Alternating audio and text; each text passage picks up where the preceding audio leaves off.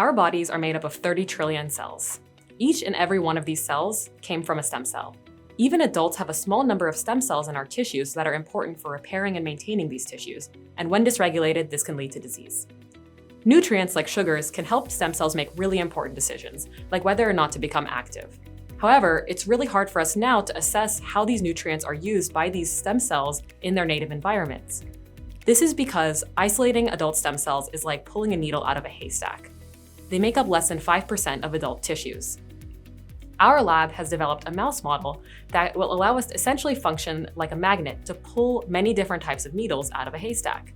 In other words, we can use our mouse model to isolate many different types of adult tissue stem cells from their environments to trace how they use particular nutrients and study how these nutrients are important for their function. This technology will allow us to one day develop therapeutics to optimize stem cell function in the context of injury, aging, and disease.